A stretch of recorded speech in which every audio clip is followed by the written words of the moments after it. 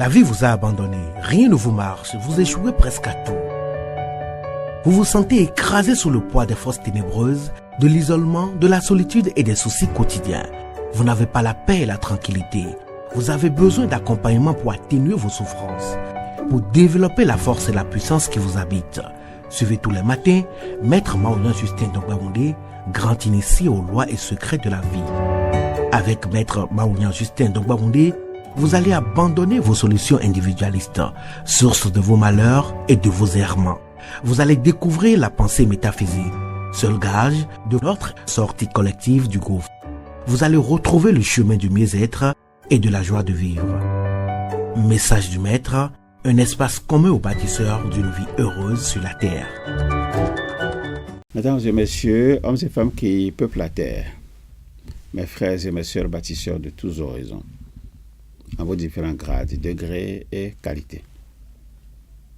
Je voudrais encore une fois vous demander la permission de prendre la parole ce matin pour exprimer d'abord et avant tout à chacun de vous ma profonde et sincère reconnaissance parce que je suis sensible à tous vos soutiens qui me parviennent, ne serait-ce que sous forme de messages, d'encouragement, presque à chaque instant.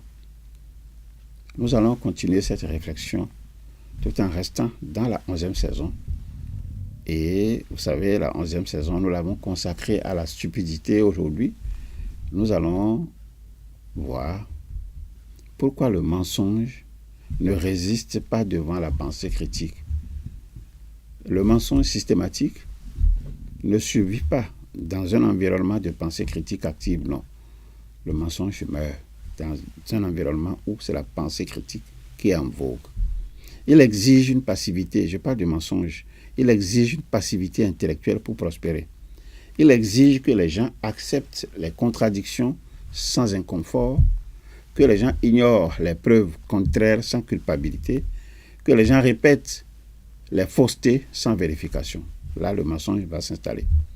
Lorsqu'une société entière adopte cette posture, le mensonge cesse d'être une déviation morale et devient une architecture sociale. Tout le monde ment, tout le monde va mentir.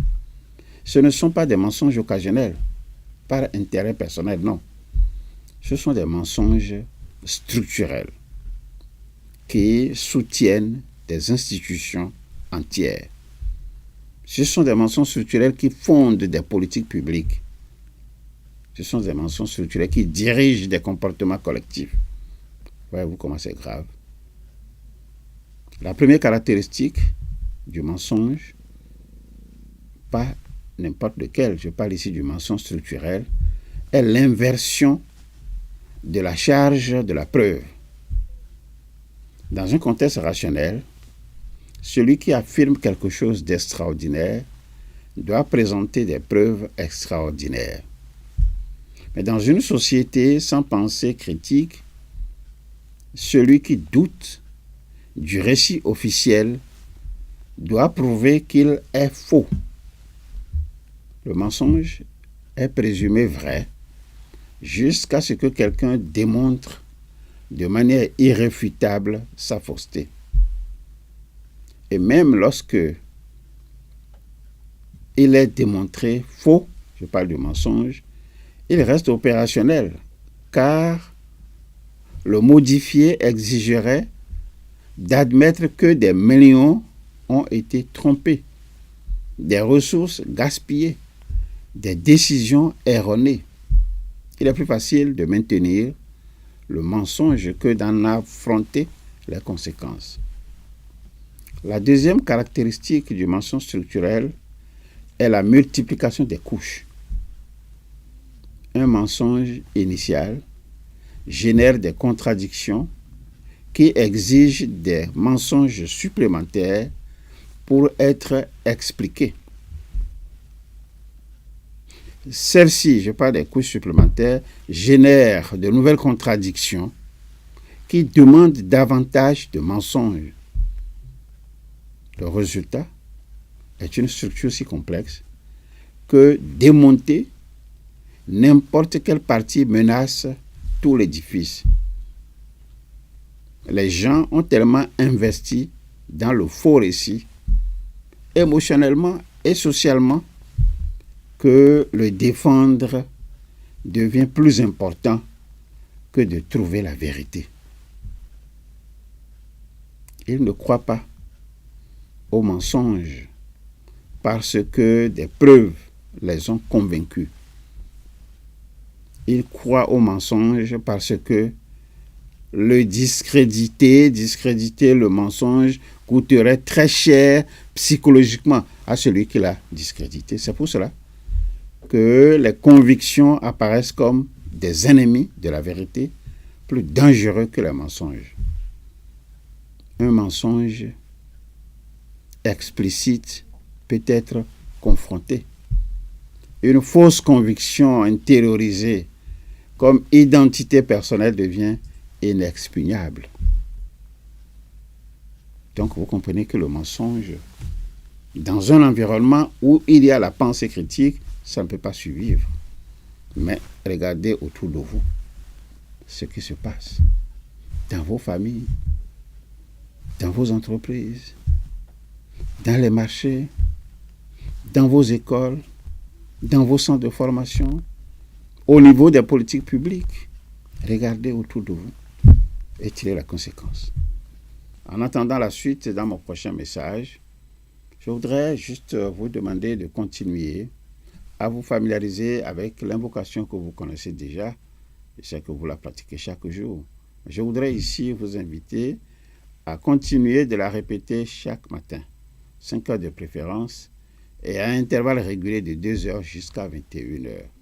Cette invocation, je vous la présente à nouveau. Au commencement était la pensée. La pensée se manifesta sous la forme d'idées. L'idée prend corps dans notre conscience et se traduit par la parole, le geste ou l'écriture. Cette parole projetée sur la matière devient notre action. Je suis donc pensée, parole et action. À force de répéter cette invocation, vous allez faire remonter la pensée critique et sortir progressivement de la stupidité. Alors, si regarder en arrière vous cause du chagrin et regarder en avant vous inspire de la crainte, moi je vous suggère tout simplement de regarder tout près de vous, à côté de vous. J'y suis. Je, c'est l'ISEP. L'ISEP, c'est quoi? C'est l'Institut spécialisé en éveil du potentiel et maîtrise de la destinée. L'ISEP, pour vous accompagner dans vos désirs respectifs d'apprendre à développer et transmettre des valeurs humaines et des principes de vie en étant simplement vous-même. C'est ça l'ISEP. L'ISEP pour vous accompagner dans vos désirs respectifs d'apprendre à partager vos connaissances sans contrepartie, les laisser cheminer dans l'esprit de vos proches afin qu'ils s'en servent pour améliorer leur perception du monde, afin qu'ils s'en servent pour améliorer leur manière de voir les choses, modifier leur façon d'être, modifier leur façon de concevoir la vie et modifier leur façon d'agir. Il est l'heure pour chacun d'apprendre à connaître le rythme de l'histoire. Participer avec enthousiasme à l'édification d'un monde de haute valeur spirituelle. Participer avec enthousiasme à l'édification d'un monde de haute valeurs intellectuelles. Participer avec enthousiasme à l'édification d'un monde de hautes valeurs affectives. Participer avec enthousiasme à l'édification d'un monde de haute valeur professionnelle. Participer avec enthousiasme à l'édification d'un monde de haute valeur matérielle. Participer avec enthousiasme à l'édification d'un monde de haute valeur de santé pour tous. Que vive l'ISEP au service de l'accomplissement de l'homme. Que s'implante définitivement l'émancipation humaine, englobante et généralisante. L'avenir, c'est nous. La vie vous a abandonné, rien ne vous marche, vous échouez presque à tout. Vous vous sentez écrasé sous le poids des forces ténébreuses, de l'isolement, de la solitude et des soucis quotidiens. Vous n'avez pas la paix et la tranquillité. Vous avez besoin d'accompagnement pour atténuer vos souffrances, pour développer la force et la puissance qui vous habitent. Suivez tous les matins Maître Maoulin Justin Dongbaoundé grand initié aux lois et secrets de la vie. Avec Maître Maounian Justin Dongbaoundé, vous allez abandonner vos solutions individualistes, source de vos malheurs et de vos errements. Vous allez découvrir la pensée métaphysique, seul gage de notre sortie collective du gouffre. Vous allez retrouver le chemin du mieux-être et de la joie de vivre. Message du Maître, un espace commun aux bâtisseurs d'une vie heureuse sur la terre.